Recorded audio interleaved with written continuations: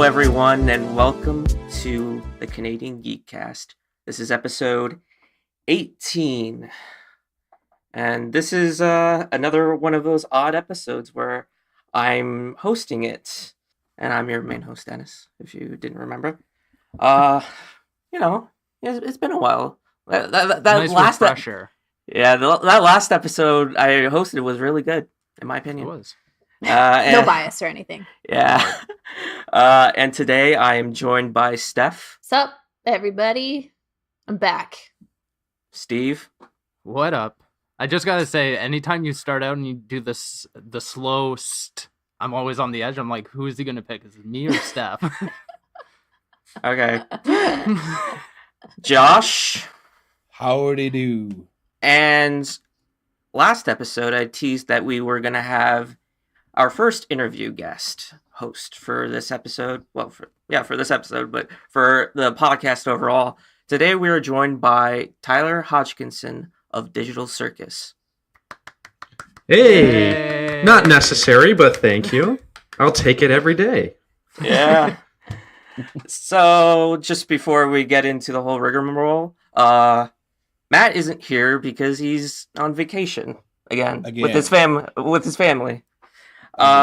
So one of us had to host, and it seemed right that I would host this because I know Tyler personally, so it just seemed right. So, unless you forgot, the Canadian Geekcast is the unofficial Pineapple Pizza Appreciation Podcast.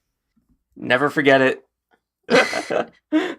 So each week we get together to discuss everything in the geeky realms, which includes the latest video game news to film, television, and really all sorts of awesome, because awesome things are awesome. You can find us wherever fine podcasts are available, including iTunes, Google Music, Stitcher, TuneIn, Pocket Cast, Podbean, Spotify, and YouTube too. There's a lot of platforms you can listen to us. Spotify's the big one, though. Yeah, it's finally on there. Yeah, it's a big one. So if you like what you hear, hit us up with a review on your podcast service choice. You can also send us an email with your comments to CanadianGeekCST@gmail.com, and we may even read them on the next show. You know, if you send one in. Anyway. So we're just gonna dive into the interview itself. So for some backstory, in January, I got an email from somebody, a TV host, that wanted me on their video game TV show, and that was Tyler. And when I first heard it around mid-January, which was when I was finishing up my fall semester, and it was kind of weird because, there was a strike during all that, so my semester lasted a bit longer than it should have. And I got that email just after I finished my last day, and when I first read it, I was like, something suspicious about this. Why would somebody want me on their show? I'm no one.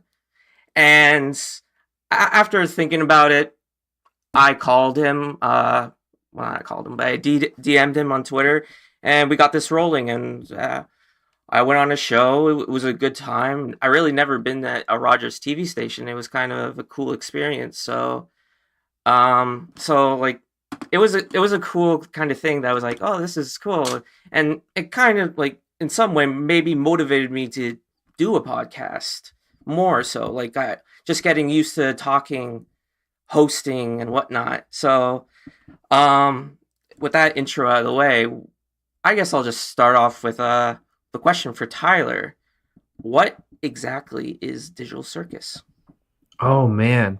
Well, obviously you touched on it. It's video game themed, but really the idea is that every single episode is different in format. I never want to rehash or reuse anything. Even though I grew up loving Electric Playground. It's one of my favorite shows ever. But I kind of feel like near the end, it just got really stale. And in ways, that's probably one of the ways that it kind of was led to its demise. It's still alive. It's still on YouTube and whatnot, but it's not on TV. and nobody's really watching it, unfortunately, even though they're still putting out pretty good content. But I just didn't want that to happen. I didn't want to be something that was already on TV or had been on TV. And I just wanted to do something that I wanted to watch. And I have a short attention span, so let's do something different. I don't want to get sick of doing the same thing. Be creative, do something different. So we have a whole range of guests, themes, topics. So like I said, Digital Circus is essentially a show that's ever changing, but it's always centered around video games. Okay, so does anybody want to start off with any questions? You want to start out, Steve? Yeah, I was just curious, like, how did the creative process to getting it off the ground start? Oh man. So it's funny. Digital Circus actually, I had it as a couple things before I kind of settled on video games because I love all different types of mediums. I love music. I love movies. So I didn't know what it was going to be. So I had a few ideas being thrown in my head, like maybe it's a whole bunch of people, like a collective that post articles that they find interesting, and you never know what the articles are going to be about. Right. Eventually, I started a radio show at Riot Radio at Durham College, and I just thought, you know what? I've got a logo. I got some friends. Let's do a podcast. So we did the radio show there called the Digital Circus. Used the same logo, and then after that, obviously it just died. We graduated, and then I was volunteering at Rogers, and there was always ideas that there were going to be a video game show. And I was going to pitch one maybe a year before, but I just never got around to it. I wrote up a pitch, but I never gave it in. And then one day, one of the producers just messaged me and said, "Hey, we're thinking of doing a video game show. You want to host, possibly produce?" I said, "Yes, why not?" So it kind of fell into my lap, fortunately, but it was something that I always threw around and wanted to do. Sweet. And then, from there, really, it was just, all right, let's figure it out. What do we want to do? And we got pen to paper and did it. Where do you guys come up with the ideas for each episode? So it's mainly me. I'm really the sole. I don't want to say producer because Aaron, the other producer, he does a lot. But he does a lot of the editing mostly. And so he'll throw around ideas, but really it's like what I want is what it's going to be, which is nice to have that freedom. Especially little executives kind of looking at it and watching it, which is a blessing. Sometimes we get away with stuff that we shouldn't, which is pretty dope. So, but yeah, really it's, I kind of just plan it out an episode or two in advance. This is kind of what I want to do. Sometimes it doesn't go as planned always. So like we've got a couple segments that we've filmed that just haven't gone to air yet. So the next episode that we're doing is just going to be a mixed bag episode. So it's literally footage that we haven't used yet that we really want to. So that's an interview with Jason Page, the original singer for the Pokemon theme. Mm-hmm. And then Russell Brower, who was composer for Blizzard. So he worked on World of Warcraft and what else was he on? A few other stuff, but it's in the episode. Just watch it. I don't have to say it. You can just listen. But yeah, so and then another one with Steve from Toronto Game Devs. So it's really going to be it's really just a random episode that it fits with Digital Circus. Now you kind of mentioned the creative process when like pitching ideas and getting them shot. One of the episodes that comes to mind is your Sonic episode where you're just sitting on the couch eating the cheese dogs and everything. Is that something that you envisioned happening and it played out exactly the way you wanted it to? Or did that have to go through like a couple drafts and whatnot? Oh, man. To make it to the show? Yeah, no joke. It was filmed in my apartment because the studio was being used. Oh, okay. I wanted to film it in the studio, and then we just didn't have time to do it. So I was actually pretty upset that we were doing it in my apartment. I was like, it's going to look like crap. I don't want to do this. It looks so horrible. So we had to kind of just work around that and make it somehow visually appeasing or pleasing. So we set up some lights, filmed it as best we could, and then we actually had a few I think like an entire segment we had to fill, and we didn't know how we were going to do it, and we just had to like sit there, and we sat for like an hour trying to think of something. Like the juices were just not flowing. We should have got like other juices to help us or something like. Yeah, no, we just had to figure it out. So that episode was the second episode, so it was still really new, and we weren't really sure what we were doing, but we tried to make it work. Yeah. Let me just ask something because just to say that I've interviewed Tyler before, so for a story for the newspaper at the school. So like I just want to reiterate some like questions. So like after graduating high school, you didn't go into Durham College for journalism at first, correct? No, yeah, that's totally correct. Yeah, I actually I was touring around in a rock and roll band. So we did quite a few like North American tours, which was a lot of fun. Still technically in the band, we're just not as active right now. We put an album out last winter or something like that. So we're just kind of sitting on that. But yeah, for 4 years, I just kind of went and played music for a while. And when you were doing that, when did the motivation to like start writing? Because like you started writing before going to doing actual journalism. Yeah, in the college. So yeah, I was actually super bored in the back of the van. Yeah. So that's where it started. I was always playing my Vita or whatever it was, Game Boy. And when I'm at home, obviously I'm playing a lot of video games. So it was just one of those things where I was like, I could be doing something with my time. I'm a huge fan of like just music blogs, and the one website I really, really love reading is IGN. So I was like, you know what, maybe one day I'll start writing and then build up enough and pitch a couple of things. But it was just one of those things that I was bored, might as well start writing. And then once we got off tour, and I figured, you know what, we're going to do an album. We got a little time. Usually takes a couple of years to make that. Might as well go to school. Program's 2 years. So that's what I did. I mean, I have a kind of off-topic question, but one that we've all been thinking. How are you on the pizza on pineapple debate?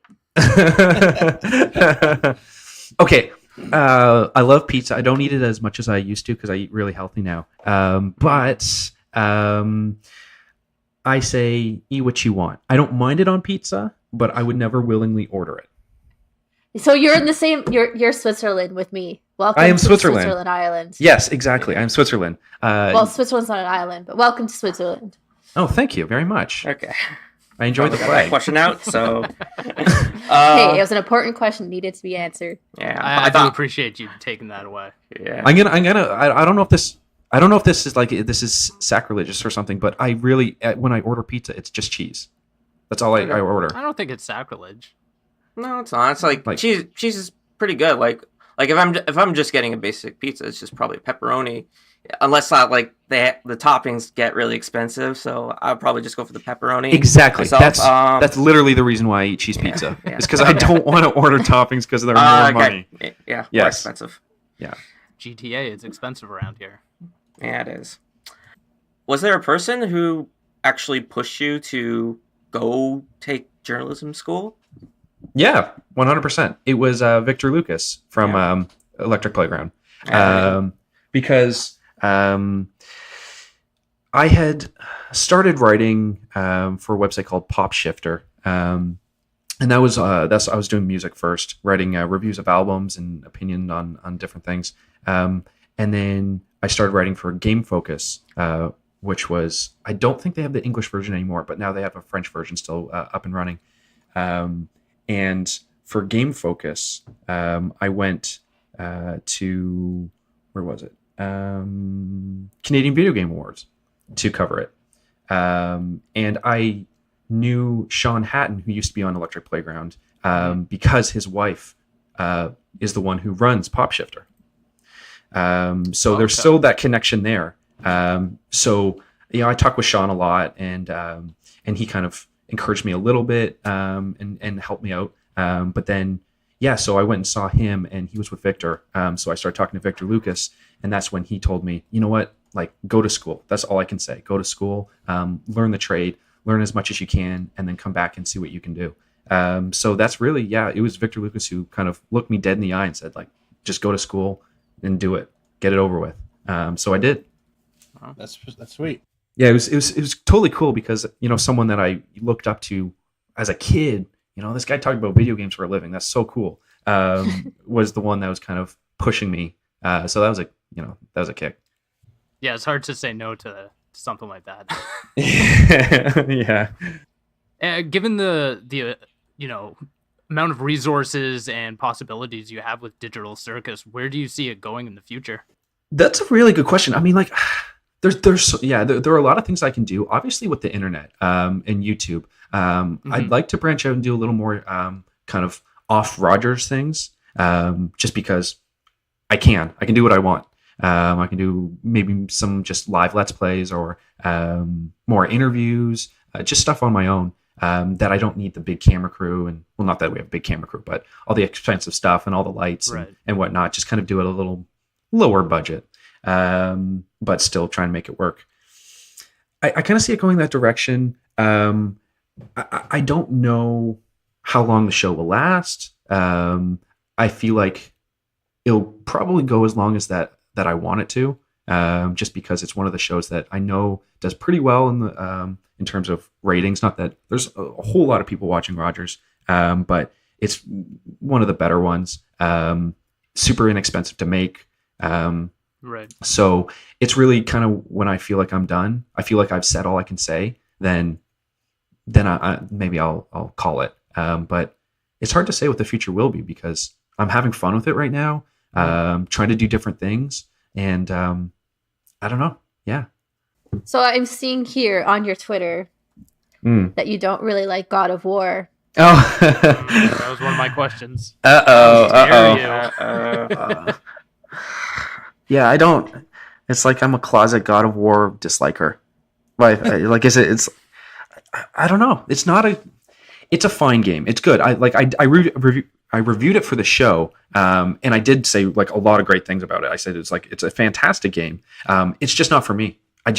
It was just a little too cliche, both in its storytelling and mechanics. I don't think it really brought anything new to the table. And the way I kind of judge things, Dennis, you may have heard this. Like it's kind of one of those, show me something I haven't seen before, tell me something I haven't heard before, kind of things. And I follow that. If it's not telling me something I haven't heard or showing me something I haven't seen, then I don't really care. Then again, there are some classics like Mario. I mean, you're not going to see a whole lot with it unless it's like Rabbids or something like that, one of those games. But there are other factors. But at the same time, really, God of War, I thought it was good.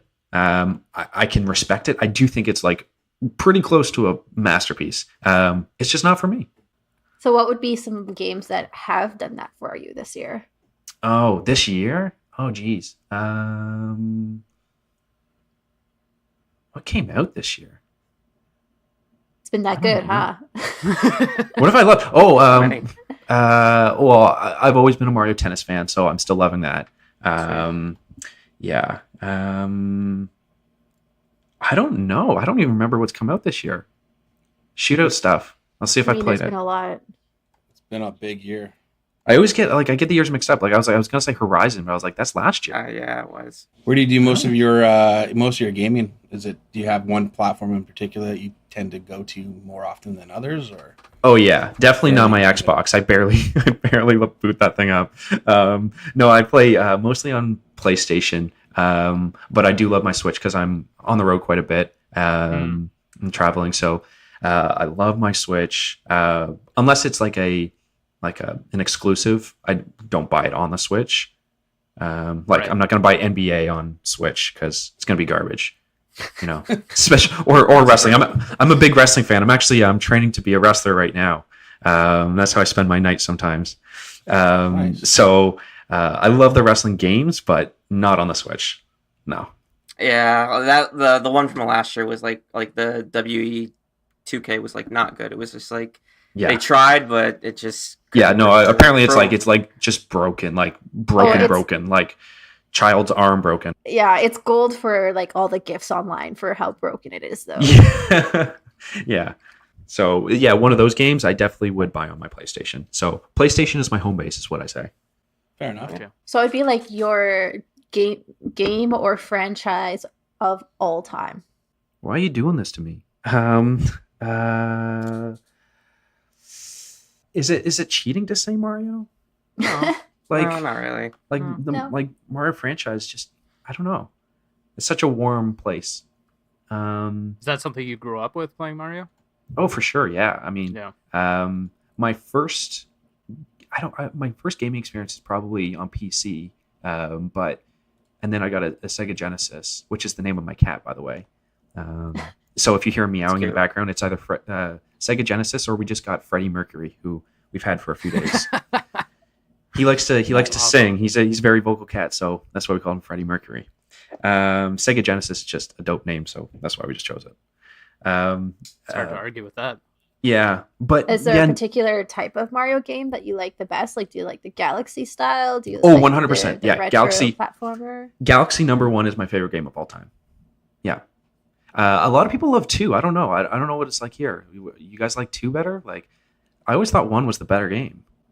Galaxy 2? No. Galaxy. Yeah, but I personally have not played the Galaxy games because I skipped on the Wii. So, yeah. I only That would be a played big mistake. the first one, and I really enjoyed it. I don't know what it was, but I never went back to 2.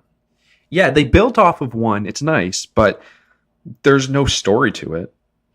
Not that Mario ever has like a great story, but at least in the first one, like you could go down to the library and Rosalina was there, and obviously introduced Rosalina, and you could kind of let the story unfold at your own pace. So you would go back to her, and she would read from the book and tell the story of the Lunas and all that. And so it had this soft piano music in the background. It was really beautiful, and Rosalina's telling you this story, and so it was so different for a Mario game because you're just used to.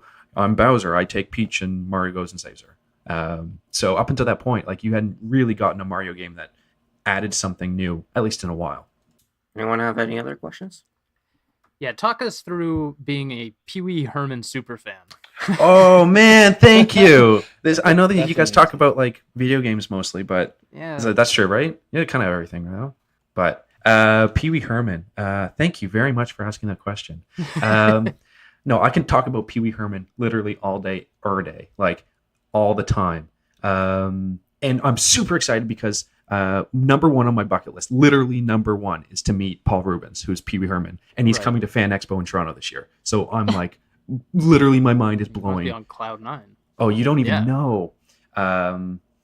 Yeah, like I just love Pee Wee since I was a kid, and it was just one of those things I just hung on to, I guess. And then just kind of became funny because everybody kind of makes fun of you for liking Pee Wee Herman, and I don't know why I like that. It's funny to be annoying about it, Sure. because it's kind of the character itself. Oh yeah. So in my living room, actually, I've got a first pressing Pee Wee's Big Adventure poster. It costs like a couple $100 or so.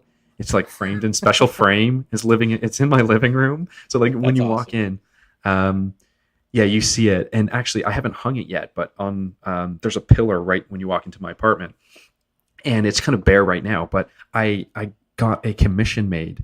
Dan Parent, who's one of the Archie writers and illustrators and the artist, he actually created Kevin Keller, who was the first gay Archie character, which is pretty cool.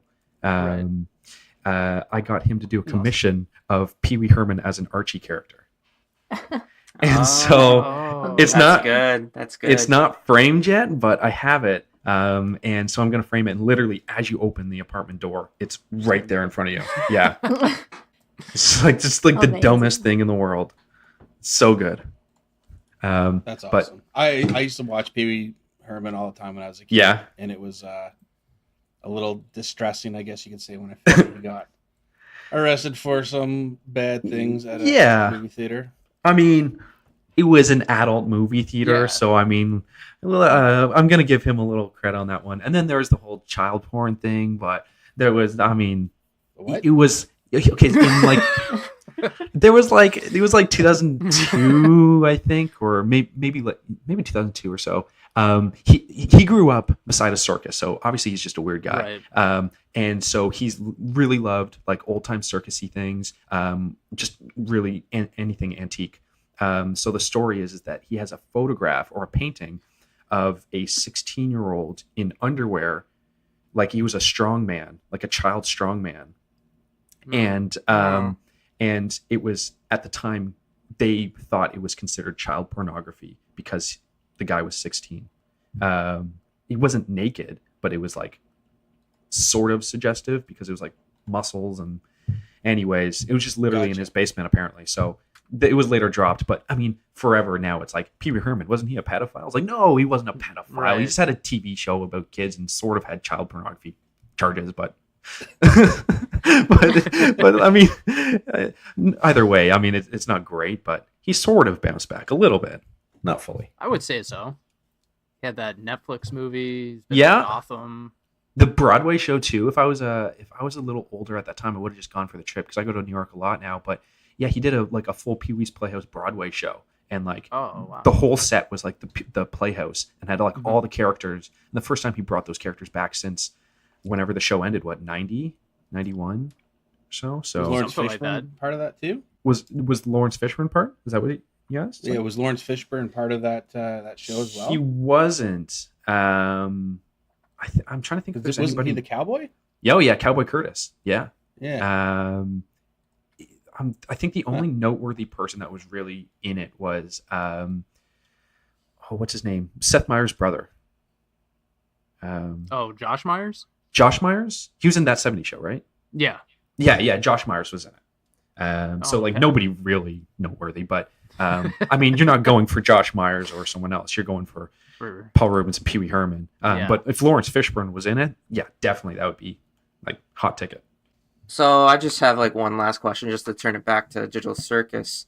So you've been doing a lot of these episodes and doing a lot of hosting. Is there anything you've learned from hosting? You've done it for a long while, like at Durham College and now Digital Circus. Is there a lot of things you've learned and maybe something you wish you knew back when you started doing the radio show? Work with people that you like. Okay. Not that you're always going to like people, but if you're doing this because you enjoy it, then don't work with people that you don't enjoy. I'm sure you guys find that like you guys probably hang out and love doing this because you like talking to each other, you know? And Not the really. moment, not really. Oh, Josh. But you know, the moment that it's not fun anymore, don't do it. You know, it's Right. it's just that's stupid. So I try to, I don't know, I try to tell the stories of people that I think are interesting, and obviously there's a certain level of bias to the show because I'm the one who chooses it. You're never going to be fully unbiased when you make something, whether you're like a writing for a newspaper or hosting a silly video game TV show. So, you know, I can't tell everybody's story, and I can't say everything that I want to say, but you try your best and you just go, you know what? The show is the show. When it's out there, and you move on to the next one. I think that's one of the biggest things between, you know, work with people that you like and don't worry about it. Is there somewhere for somebody like me who doesn't have regular TV to watch it? Yeah, I mean, I put it on YouTube. Okay. I don't think I'm legally allowed to, but I do it. Because the way it works is I actually have ownership over the footage and the logo and the name and everything. Essentially, I own the show. The only thing I don't own is the cut that is made. So when it's edited, I don't own that edited version. Oh. It's really weird. Yeah. I see. So like if I wanted to, I could walk in and say, give me all the footage. I'm going to go edit it myself. I can do whatever I want with it. But once it's edited, it's property of Rogers. But I mean, I'm not going to go edit it myself. I could, but that's going to take way too much time. And there's literally someone that gets paid to do that. So, Sure. and so, yeah, I just put it on YouTube and nobody ever talks to me about it. They might now. Yeah. I mean, if they want to come at me, that's cool. I mean, whatever. Let me just get Ted Rogers on the phone. yeah, from the grave. Yeah. I mean, I wouldn't put it past some people in Rogers to go after a small-time TV show on YouTube, but I think they're looking into putting it on the website too. They're just slow at it. I think they're just lazy. Really, big corporations being slow to adapt new things. I know, What a it's shocker. crazy. It's- There's yeah. the bitter Stephanie we've all loved. We're waiting for it. Yeah. But Yeah, I mean, I'm just like brushing it off, getting slowly easing back into it. Right. Knocking off that ring rust, eh, Steph? Yeah. Yeah, yeah. So what you're saying is I should have been on the next episode to get the full experience. That's right. Yeah. Okay. Yeah. So anybody have any other questions? Maybe there's just like one thing, like we talked a while ago about like what, like if there's something next that we always talked about IGN, and Mm-hmm. you said the possibility of moving to San Francisco just to Right. pursue that passion to be that online personality, right? Yeah, definitely. I would love to do that. I just want to make sure that obviously I have a portfolio before I do that. I've been writing for quite a while. I've stopped it kind of recently, but I do between that. I did it for quite a few years, and then doing the TV show. I really want to make sure I'm the best that I can be when I present myself, or the best I can be at that time, because I'm the type of person that I'll hold on to something until I feel like it's ready. And then I'll kind of unleash it. Well, that's not always true. Sometimes I just put stuff out and it's just stupid and it's not good. But really, I would love to write for IGN one day, or any website that's kind of similar. I don't know how long I'd want to do it for. I feel like I just want to do it for maybe a couple years or so and say I did it. I do enjoy writing, and especially on with having a platform like that, it would be really interesting, because I think a lot of people have stories to tell, and there's a lot of things to talk about. It's not as much of a cathartic thing for me, in terms of like wanting to give my opinion on stuff, because I don't really care, or I don't really think people care too much about what I have to say. I'd rather tell other people, other people's stories, about people in the industry or whatever it is. There's a lot of openings at IGN right now. Yeah, that's true. There's a lot of freelance. A lot. Yeah, I know there's a lot of people have been leaving IGN. Oh, yeah, I'm quite aware. When I was watching IGN, like for a long time, a lot of the personalities that I used to know are not there. There's probably only like one left that I know of, maybe two, and Ryan. that's it. I think we've had 5 people leave Yeah. this in the last. It's not a weeks. really good look. Yeah, it seems like something's going. Yeah, it's kind of weird. Yeah. I don't know. Just read their Glassdoor reviews, and then you'll find out. I think a lot has happened because What's that, I sorry? remember that story about that sexual harassment, that Vince Ingenito guy, and it's from there. Vince It's just been, Ingenito. like, Yeah. they have some personalities, but like it's a shell of its former self right now. Especially when like Greg Miller left, For sure, just felt yeah, like it yeah. was slowly going somewhere else, but But Now I they're mean- gonna rebuild it. I know. We all do. But that's the whole thing. Like, it goes in waves, right? And it's not until someone comes along and tries to change something up a little bit, that something's going to get better. Right. Because I feel like that website was getting very stale, and I'm not huge into what they're doing right now. I think they're in a transition period, for especially sure. with everybody leaving. I think it's really a culture shift too. It seems like, Mhm. which is necessary, because clearly there was some weird stuff going on, with that whole Vincent was it Yeah, something like that. Ingenito? Ingenito. Vincent Ingenito. Yeah.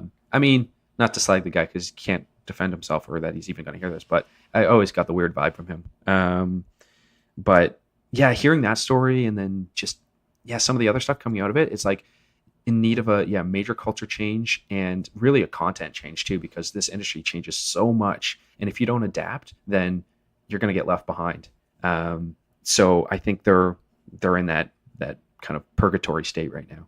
Yeah, the way people ingest their content changes all the time. So Mhm. seeing IGN try to play catch up has been a little weird. Like you said, it's a transition period for them, and until they get to a new point, it's kind of going to feel weird. They're Yeah, and doing long format, short format at the same time. Mm-hmm. And like it's them, and there's other websites too, like Game Informer. Like I'm scratching my head every day at them.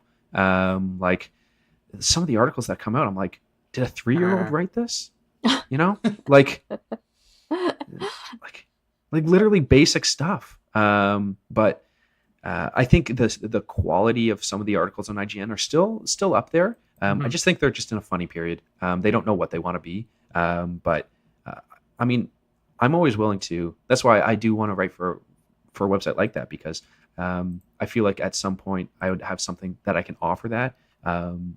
Not because I think I'm better, but because I genuinely want to kind of explain to people this industry.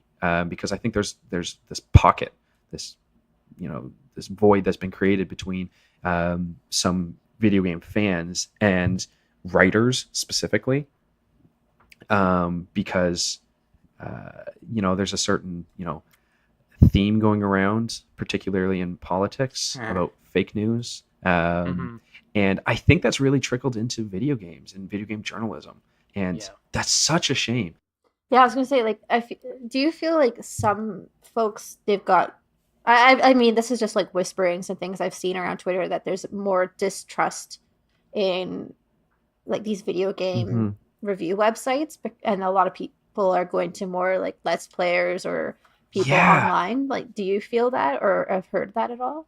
100%. And it's dangerous too, right? I'll drop my pen. It's dangerous too, because a lot of the Let's Players are personalities. They're influencers, right? Yeah. So they don't know what journalism is and ethics in journalism. That's a huge issue, because if you don't know what ethics in journalism is, and you're speaking to that many people, then that becomes dangerous when you're not saying that you're an ad, something's an ad, when you're getting paid by certain things, by certain people to say certain things. I mean, there's so many stories like the PewDiePie stuff and like the CS:GO stuff with that gambling website. Like, there are so many things that's just straight up dangerous, because when there's this divide and distrust with journalists, then who is left to kind of wave the flag in an honorable way? Nobody, right?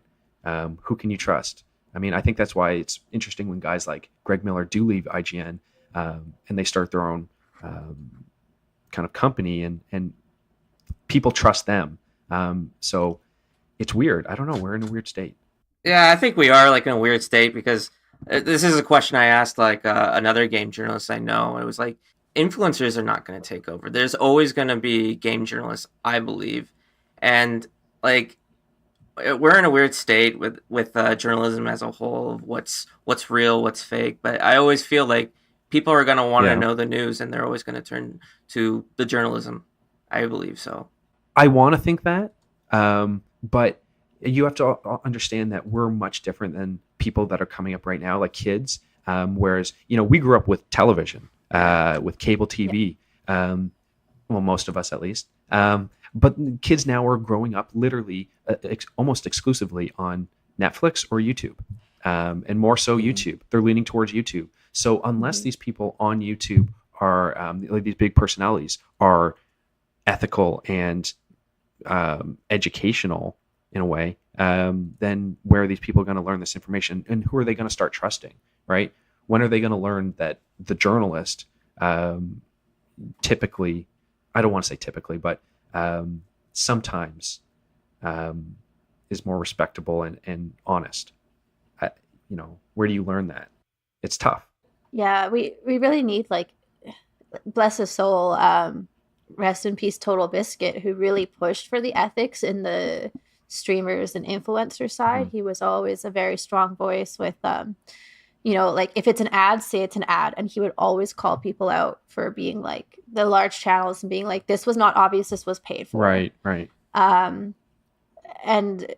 we've kind of lost that voice a little bit, and it'll be interesting to see the next gen. And like you said, most kids nowadays are just watching Let's Players. They're watching PewDiePie. They're watching Paul Logan. They're watching all these people that have questionable morals. Yeah. Some more than others. But it's just one of those things, like, you see which games are going big, like Five Nights at Freddy's, which is not really a good game. I mean, that's my opinion, but like, that's blowing up because people like scream and yell, and we're seeing this wave of YouTube bait games.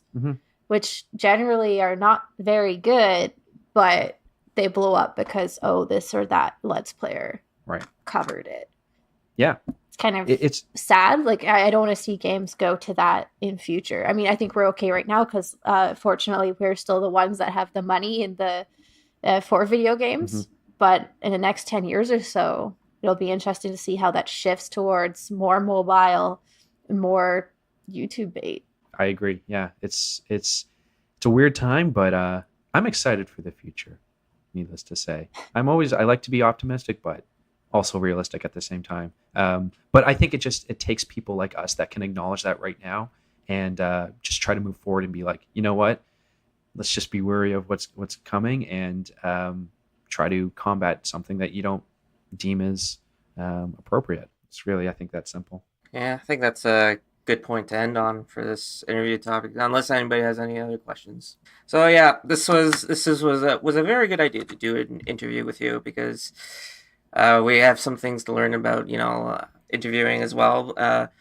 It's just to say, like, I would say we would have never met if I didn't interview Paul Hunter for one of my classes. Mm-hmm. So that's how this all started, because you saw my blog because Paul retweeted it. Remember?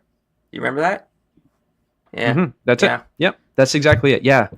Well, that was the whole thing. It was an episode about ethics in journalism, actually. And so that's why I wanted on the show, I wanted someone that is actively in it, someone who's up and coming, and then someone who teaches it. Yeah, so I remember after that episode came out on YouTube, it was like, I could have answered better. Like, it was like, I was because like I remember showing that episode to one of my professors, and she said I did a good job, and I was like, did I? I feel like I could have did better. But that I think I'm my own worst critic, so maybe I did good, but I think we're all in that stage. So I thought it was a great interview. Yeah, no, I don't think that's a bad quality to have, though. As long as you're not too rough on yourself, but wanting to improve, like, I think that's good. Yeah, but I'll tell you this: it's more pressure on the other side. True. So that's true. It's not fun in the moment. It's fun afterwards. Yeah. Okay, so I think that's it for this topic. We're going to move on to another topic we have on the docket. We're only doing one more because of this interview, and just want to move on to the rest of our day. So I'm being honest. So for the next topic, we're going to be talking about Xbox. So Steve, do you want to do this one? Isn't it a beauty? It started out as a toaster oven. So we've got some rumors trickling down about what to expect out of the next generation Xbox console lineup. Out of the Scarlet family, we'll call it that. One is going to be said to be a traditional console, and then the other one is going to be cheaper, streaming cloud-based machine. Thin client, basically. Yeah. So whether or not that's true, I have a feeling it probably is. What do you guys think about that? I'm pretty confident that's the way they're going. Yeah. I mean, Sony's going to do the same thing eventually too, I think, but I'm not sure that the PlayStation 5 is that jumping off point for them. Mm-hmm. I'm not a real big fan of not having the big piece of hardware myself. Sure. Also, I don't know. I kind of feel like it might be a little early. Like I don't foresee professional gamers or those guys using that service for playing their games either, because the latency, there's got to be like a delay on the, on controls. Like you got to think there's at least a slight delay, just enough that that they're not going to be happy about it. It's not going to be perfect. Right. Also, for me, where I live, it's not going to work. Like Right. I've got a 4K TV because I want to see things in 4K. My internet out in the country, not the greatest thing on the planet. I'm lucky if I can get 1080p most days, and if my games aren't looking top notch, Yeah. it's not for me. I'm not doing it. So I don't know. I'm kind of against it, I guess you could say, but You know, But on I the need to see it. But on the same point, you do have the option of just getting the Scarlet Sure. console and sitting with that, right? Which I will do, but I still think this is their jumping off point to going completely strictly that way. Mm-hmm. And that is a bit of a disappointment for me. It makes sense. I get why they want to do it, but I don't know. It's not going to be obviously it's not going to be the next generation where it's strictly that, but I think the one after that, I think the next, I think that's where we're all going to be playing games is from some big server cluster out there in the world, and that's it. That's how the games are going, man. It sucks, I think, but you know, I'm not one of the people that makes the decisions. Yeah. I think one of the most important aspects of this story is we're seeing a tale of a new Microsoft and Xbox. With the one, when they announced that, they came out with these really forward-thinking ideas and kind of botched the messaging on it, kind of making people feel like you didn't have a choice in only online games, and not being able to give a game over to a friend and trade it off, that sort of thing. In this scenario, they're actually coming out and saying, like, you have a choice. You can go with, you know, the Xbox Scarlet or Xbox 2, whatever they want to call it, and have your console experience. Or if you want a cheaper experience, but with a cloud-based system, you're streaming your games, that's also there. They're not forcing you into the future. You can still dip your toe in the future and see what the next generation is going to be, but they're not forcing you off that cliff, which I think was kind of to their detriment with the Xbox One when it first came out. I mean, I definitely see that Microsoft is soon going to be doing like just games as a service. They're obviously already kind of subscription model diving right into that. Yeah. And it's not going away. It's just going to get bigger. And well, I kind of like it because it's easier on the pocketbook, especially, you know, September, October, November timeframe. But there's still something about having full ownership of a game, right? That I think I'll miss. Yeah, and I'm sure other people will too. Yeah, that I think recently it's become a big issue. Like I think in the last year of games just shutting down without warning or with very little warning. So things like, was it Evolve? Yeah. The one, yeah. So they shut down all their servers, and then just the other day, Marvel pulled a bunch of games from Steam, and again, people who own that games, they can no longer play it, and it's up to the like whoever's got the game, they have the right to do so. And if you don't have like the physical game, then you're screwed because you only own the. So I heard this the other day is when you own a game, you do not own the game. No. You own the game in that particular format. Right. So if you own it on like Xbox on a CD, you do not have the right to rip it digitally, which is a big misunderstanding, which a lot of people have, including myself. I thought you could keep your own copy of something if you owned the game, but apparently not. So for like someone like me who's got like a lot of games on Steam, like if Steam ever goes away, someone hacks their servers, like whatever it may be, I've lost probably about $3,000 worth of games, which is kind of scary. And if you think about people who have dumped tons and tons of money into, let's say, Hearthstone or CSGO or whatever it may be, like, again, all it takes is a little server switch and you've lost that. Whereas I still have my Game Boy Color games. I still have PlayStation games. Like, I have the physical disc. So even if, like, the internet uprising and the solar flares kill everything or whatever it may be, like, I still have them. We got bigger problems on our plate than our video game collections if solar flares knock out our communication system.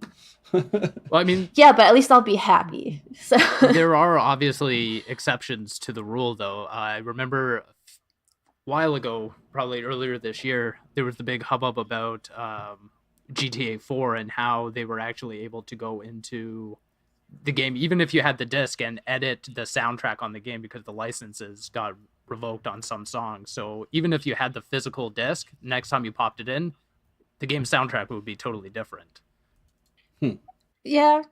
So just because you have a I don't game doesn't mean it's always going to work. Evolve, for instance, even people who have the physical disc, they're going to pop it in, they're not going to be able to play the game.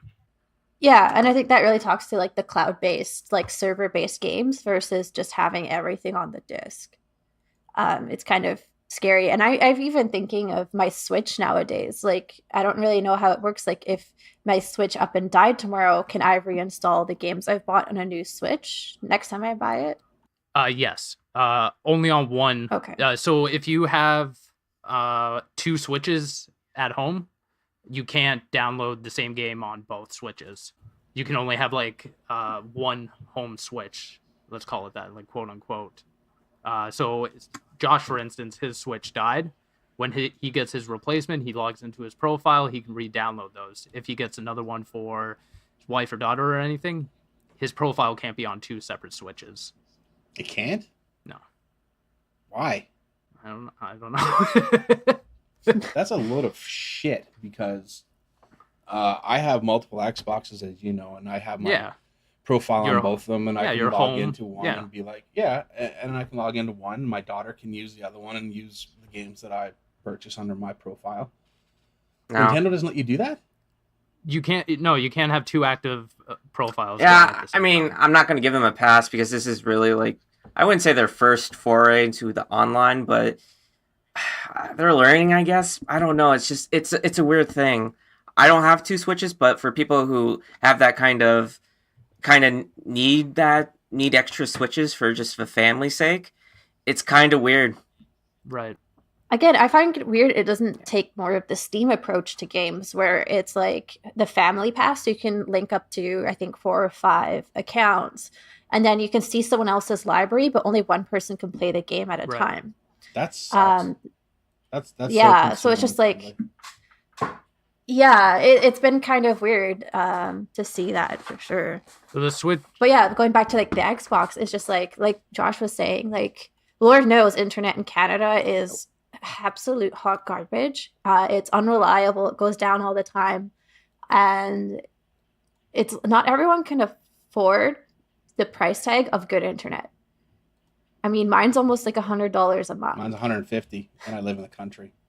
Yeah, and I only have 10 megabit service. Yikes. Yeah, no, see, I do have like good internet connections, but it's unreliable as heck. It can barely handle this Discord call.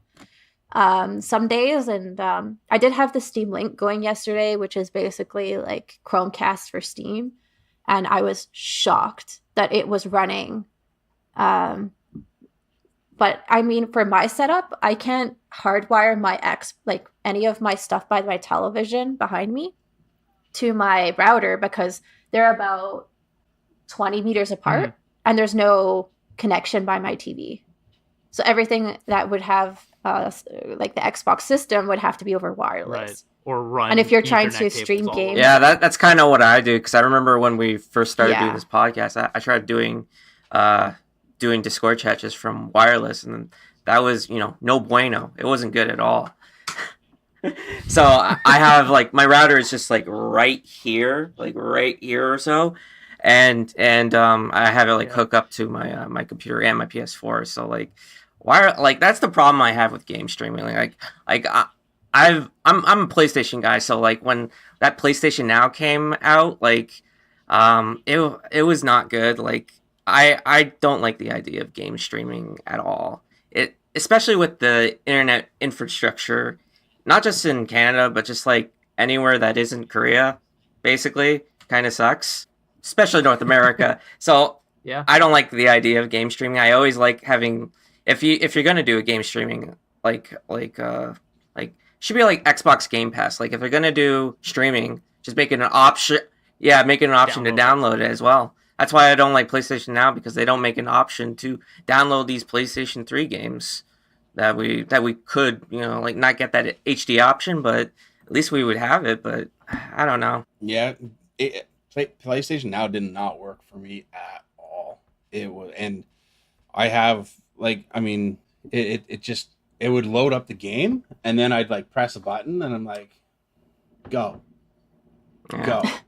Man, I miss that. Screw this. And I like, after 10 minutes of it not working proper, turn me off. And it's just not PlayStation Now. Like, I love my Vita, but I tried to play remote play with my PS4. It's absolute. It's bad, man. Like, it's really that company that Sony bought for the PlayStation Now and whatnot. They don't really do a good job, and they really haven't been mentioned since 2014. So it's been like 4 years or so. Yeah. Yeah. Good reason for it. I did actually try the streaming from my Xbox to my computer, just in the same house. Right. And it actually worked really well. I was surprised. Same. So that was kind of awesome. But I don't know. That's local. Like, that's just here at home, right? Yeah. Yeah. And I'm the kind of person that like literally had to upgrade my internet because downloading Steam games would take like a day because the games are so big now. Like, games are getting to like 10, 20, 30 gigabytes now. What are you talking about? What are you talking about? Yeah, is like 110. If you wanted to down like all the DLC for Batman Arkham Knight, it's like 100 gigs, man. That's like incredible. Halo 5 sitting That's at what I'm 100 saying, gigabytes. like, I've got at least 6-7 games that are 80 plus. Yeah. Exactly. So like, can you imagine trying to stream that if you're on like 40 megabits or less? Like, no, not at all. Tyler, I'd be interested to hear what your whole take is in the Xbox thing here. It's weird because like I don't see the industry moving in any other direction, to be honest. Everything's just becoming digital, so it's kind of one of those things. Fighting it's kind of a losing battle.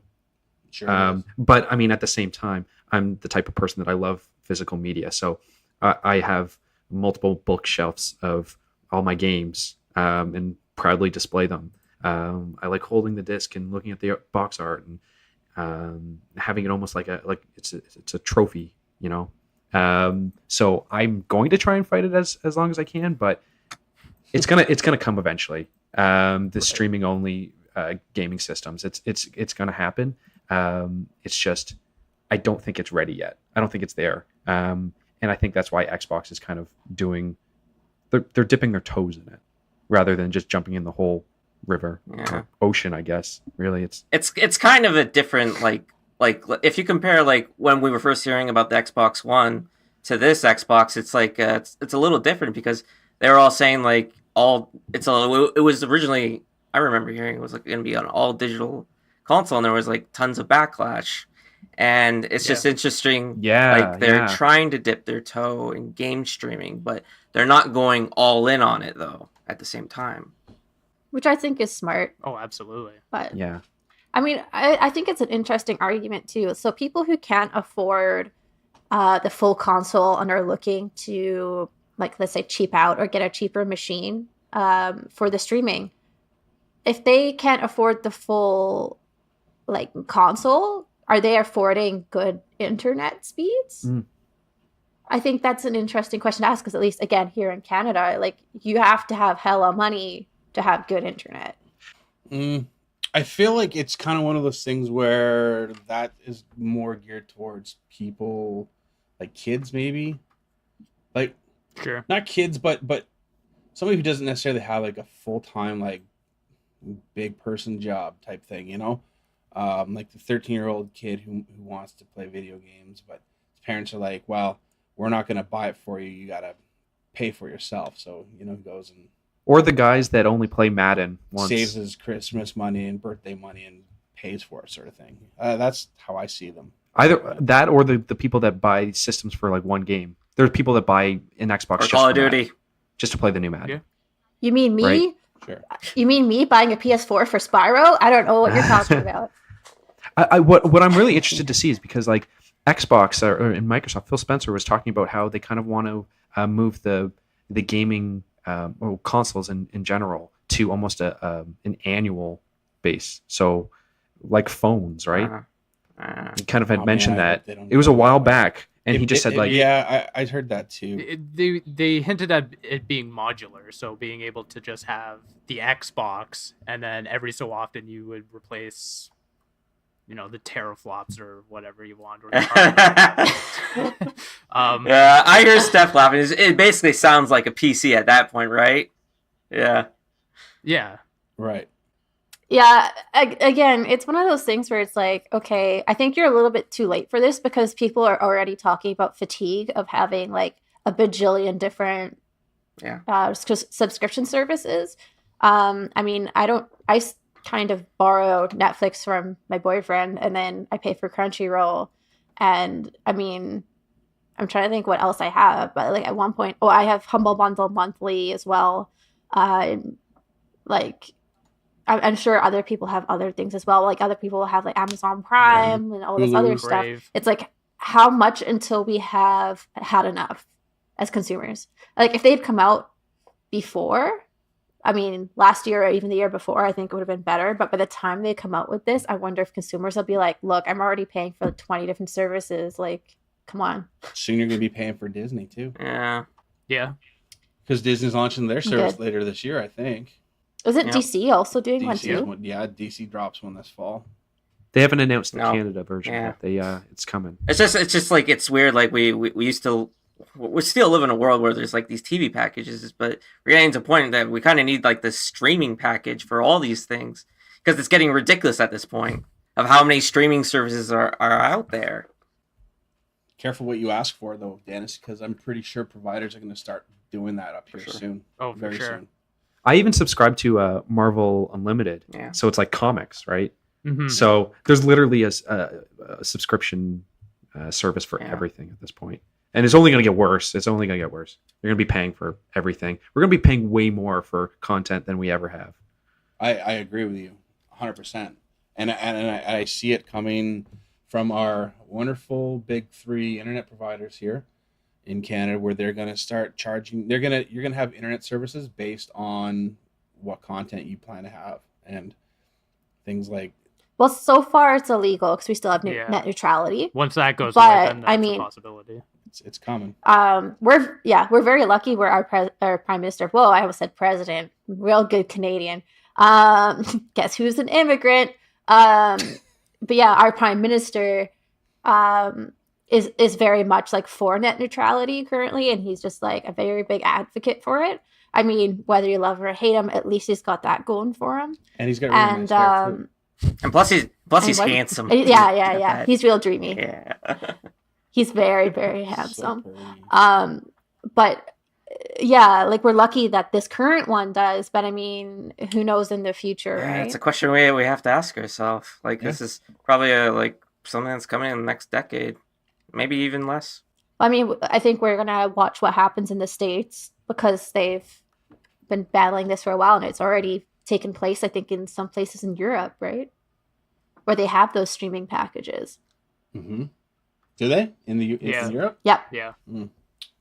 That's highly some places. I don't know where exactly, but yeah, some places they do have like, here's your tier with only messaging and here's your tier with streaming with YouTube and whatever. I'm not for it. No. Especially in Canada, because frick, we're expensive with that crap. Like our cable, our internet, our phones, like are 3-4 times higher than most people. So phones, oh yeah. We don't even have YouTube Red up here yet, so. That conversation turned, like, we're talking about the Xbox and it just turned into a whole conversation about streaming in general, what the future of the internet might be. So I don't know, man. I mean, I kind of don't like this whole games as a service thing. Like personally, I understand why it happens because game development has become so expensive. Consumers are less likely to spend money on games. I get it. Do I like it? No, I really don't. So the whole No Man's Sky situation and the whole what else has done this? Sea of Thieves, stuff like that. Like you either get me or you don't. And I don't want to have to wait a year or 2 years for you to have content in your game. But playing devil's advocate, wouldn't you rather a game that continues to be supported? I look at, for instance, something like Rainbow Six Siege is a game that I've just started getting my toes into. I did my toes, and it's a game that's been supported for 3 years now, and it continually keeps releasing content over each season, bringing new players in as well as keeping the old ones. That, to me, that's better than getting a game, playing it for a month, and then collecting But for dust. playing, yeah, and I get that argument. But for every Rainbow Six Siege, how many evolves? How many the Culling Twos? How many of these other games do we have that just up and disappear? They stop supporting the game and they just go dark on people. But that's kind of based on creativity, though, isn't it? Like on the developer side, it's not my responsibility to support a game. It's I'm just saying, the developers. I think it's a very easy model to abuse. You promise people the world and everything, and then you up and disappear. It's a lot like Kickstarter in a way for me. Yes, we're gonna get some gold gems. We're gonna get those Rainbow Six Sieges. But I think for every Rainbow Six Siege, there's going to be about 10 others that just take your money with the promise of how much stuff they're going to give you, and then they're going to disappear. Yeah, it does happen. But I'm cynic. I'm a cynic because I went to business school, so I know those people very well. I think my biggest issue with games as a service is the preservation of games. Once it stopped being supported, it's just gone. I would love to play Titanfall 1, but no, I think, didn't they already shut that down, or did they not? That was Titanfall Online. Titanfall Online. Well, there's plenty of games that I'd love to go back and play, and it's just gone, right? Right. And those are games that you paid for too. Like online only. So, how do we preserve games? It's just as important as playing them. So that's my biggest issue. That scares me, to be honest. Yeah. No, I feel you on that one. Yeah, it's tough because on the one hand, you have to argue like, well, how much goes into server costs and that if there's only X amount of people playing it still, right?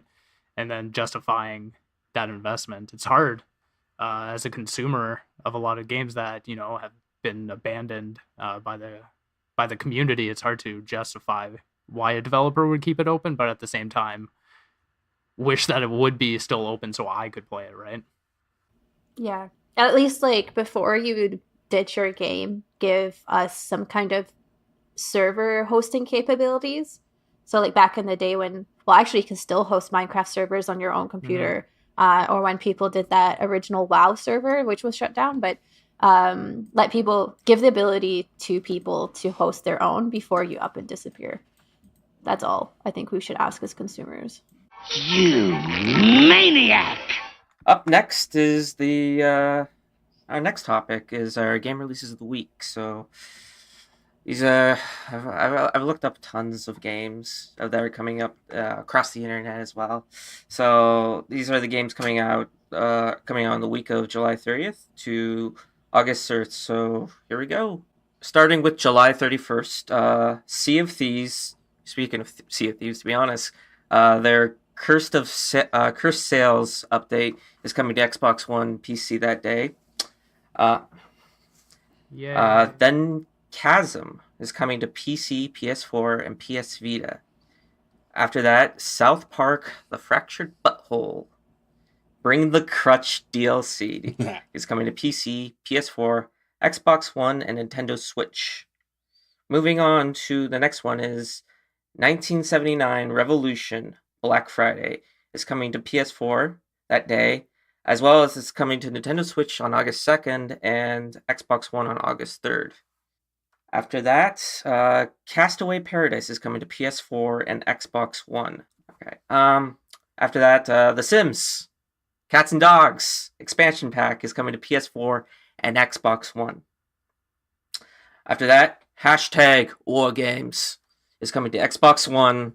It's not the wrestling gimmick match War Games, so it's just a game. I think I saw a little bit of this game. It's interactive media. I think it's based on the War Games movie or a little bit. I don't know. After that, we have Pixel Ripped 1989 coming to PlayStation 4 via PlayStation VR. After that, these are games that are coming to PC only. Graveball and Rend, which is coming to Steam Early Access. Coming to Switch only is Titan Quest and Code of Princess X, or EX, whatever. Onto August 1st, coming to PC only. This is the PC Master Race is getting it. They're getting that taste of Yakuza. Yakuza 0 is coming to PC, as well as Star Traders Frontiers and Stardew Valley multiplayer. Although Finally, and the multiplayer is For coming to realsies. consoles later on, but there hasn't been. I mean, yeah, I think it's interesting. They're like, yay, it's out. And like pretty much everyone who had Stardew Valley and PC has already opted into the beta and have been playing multiplayer for months now. So. Okay, so after that, State of Anarchy, Master of Mayhem is coming to PS4, Xbox One, Nintendo Switch. After that, put your hands up because This Is the Police 2 is coming to PC. As well as Russian Subway Dogs as well is coming to PC. So they had a poll, and the new dog is going to be a red panda. It's not It's a not a dog. dog. It's great. Play as a red panda. It's like a arcade game where you're a dog trying to navigate the Russian subway system. What a nightmare. Ryan's handling that one, It's right? great. You guys should check it out. Where's it, Bryden? That one's Bryden. Yeah. He's been posting a lot about it. Cracks me up. After that, No, go ahead. After that, Armored Warfare is coming After to Xbox One. August 2nd, coming to Nintendo Switch only is a lot of games. Crush Your Enemies, Cycle 28, Ikimo, Splinter of the Dark Shard, Flat Heroes, Johnny Turbo's Arcade Shootout, Naughty Hero, Super Snazzy Edition, Road to Ballhalla, and Salt and Sanctuary. A lot of those are good games. Crush Your Enemies is good. mouthful. It's like FTS. Flat Heroes is good. I'm not just saying that because I work with them. Road to Bahala is good as well.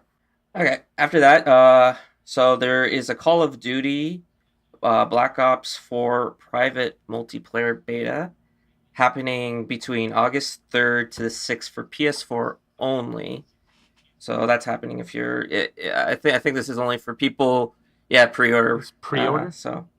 And last, but certainly not least, is WarriorWare Gold coming to Nintendo 3DS and not Nintendo Switch August 3rd. Yeah, what the heck? I don't want to find the charger for my 3DS. I don't want to dust that thing off. Give it to me. I think I heard that it's coming to Switch. Come on, Nintendo Switch Nintendo. maybe, but WarioWare is still like one of my favorite portable games, Yeah. probably of all time. And that's it for game releases of the week. He who fights and runs away lives to fight another day. So, that guy who does all the game releases, he does a good job. Thanks, Dennis. That's good.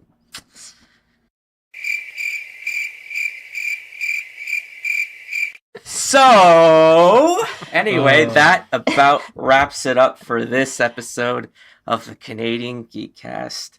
Guys, if people wanted to connect with you, where can they go? Josh. You can find me most frequently on Twitter at Xbox Canada. That's me. Steve. You can find me on Twitter at svigvari. Steph. You can find me on Twitter mostly as at Maple Thistles, where I shamelessly plug Evolve PR and all of our games. Tyler. Yeah, you can follow me on, I think, most of the social platforms at Tyler Talks Games. Pretty easy. It's what I do. I talk about other things too, though. You can watch Digital Circus every Sunday at 10:30, and then other nights when I don't know when it airs, but it's usually some other nights at some time, like 4 a.m. or something crazy like that. But it's on TV, so check that out. It's on Rogers channel, usually 10. Yeah, I think we'll make sure to tweet out the YouTube channel as well. If people, because we have some listeners who are not Canadian, so a lot of Cool. so I'd like to check it. we'll tweet that out later after the episode releases, and you can find me on Twitter at Hunter/13. Just hoping to get ready for the Yakuza in August. Want it now. So, also chime on Twitter, tweet us a question of the week. You can even suggest something for next week's episode, maybe.